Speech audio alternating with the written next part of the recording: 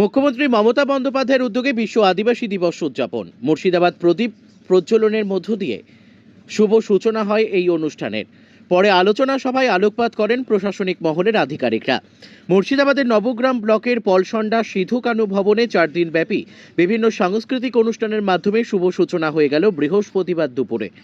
ভার্চুয়ালভাবে শুভ উদ্বোধনের সূচনা করে মাননীয় মুখ্যমন্ত্রী। পাশাপাশি এই অনুষ্ঠানে ছিলেন জেলাশাসক রাজর্ষি মিত্র, বিদ্যুৎ প্রতিমন্ত্রী আখুজ্জামান, নবগ্রাম বিধানসভার বিধায়ক কানাই চন্দ্র মণ্ডল, বনমালী রায় এসডিও লালবাগ, মুর্শিদাবাদ জেলা সভাধিপতি রুবিয়া সুলতানা, বিডিও অঙ্কিত আগরওয়াল, নবগ্রাম, বিভিন্ন প্রশাসনিক মহলের আধিকারিক, আদিবাসী সম্প্রদায়ের মানুষ ও এলাকার বুদ্ধিজীবী সম্পন্ন জনসাধারণ। আদিবাসী দিবস 9ই আগস্ট সারা পৃথিবী জুড়ে পালিত হয় এবং সেই বিশ্ব আদিবাসী দিবসের মূল স্লোগান হচ্ছে যে আদিবাসীদের সমাজের মূল স্রোতে যুক্ত করা, তাদের অধিকার, তাদের ঐতিহ্য, তাদের সংস্কৃতি, তাদের শিক্ষা, তার অধিকার আদায় করা। দিন হচ্ছে 9ই আগস্ট বিশ্ব আদিবাসী দিবস, শপথের দিন। আদিবাসীদের ভাষা, সংস্কৃতি, বিকাশ, তাদের ডেভেলপমেন্ট সবটা। এবারে একটা বিকল্প হচ্ছে জননেত্রী মমতা ব্যানার্জি 4 দিনের জন্য কর্মসূচি রেখেছেন। রাখার কারণ হচ্ছে যে 7, 8, 9, 10 এই যে অনেক আদিবাসীরা পরিষেবাটা থেকে বঞ্চিত আছেন। হয়তো লক্ষ্মীর ভান্ডার কেউ পাননি, কেউ ভাতা পাননি, কেউ হয়তো কৃষক বন্ধু প্রকল্পের সঙ্গে যুক্ত হতে পারেননি, স্বাস্থ্যসাথীর কার্ড হয়নি, হয়তো জয় জোহার তার প্রকল্পটা রূপায়িত হয়নি। এইরকম বহু অসংখ্য স্কিম আছে, যে জন্য দুয়ারে সরকারে দাঁড়িয়ে এগুলো হয়, পাড়ায় সমাধানে হয়। আবার 2রা আগস্ট থেকে কর্মসূচি হচ্ছে, তেমনি আলাদা করে আদিবাসী ভাই বোনদের জন্য শুধু 7 তারিখ থেকে 10 তারিখ এই কর্মসূচি হচ্ছে। এই 4 দিন ধরে তারা বিভিন্ন পরিষেবা নেবেন, আসবেন। শুধু মুর্শিদাবাদ নবগ্রামের আদিবাসী ভাই না, ভাই বোনরা সারা জেলার আদিবাসী ভাই বোন তারা নেবেন।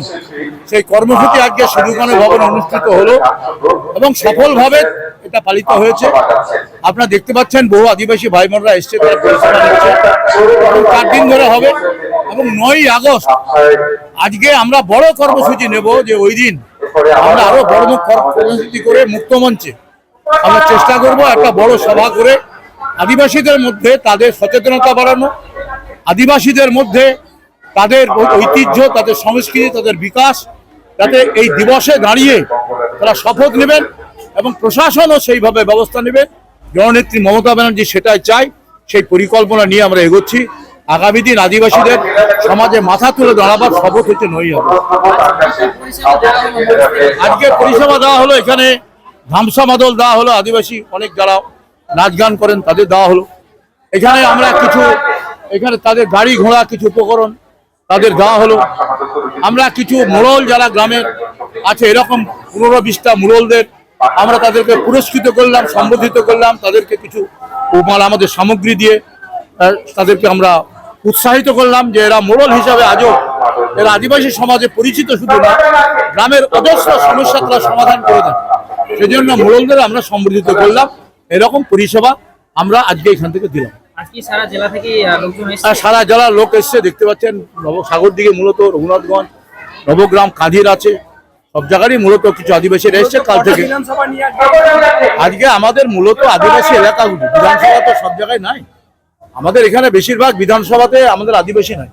মূলত রঘুনাথগঞ্জ, এমজে ব্লক এবং তার সঙ্গে নবগ্রাম মূলত, এবং সাগর দিকে কাঁধি ব্লক, এই মূলত বলঙা কিছু আছে। এই মূলত ব্লকগুলোকে নিয়ে আমাদের আজকে জমিপুর নিয়ে আমাদের এই পরিষেবা প্রদান করা। ধন্যবাদ।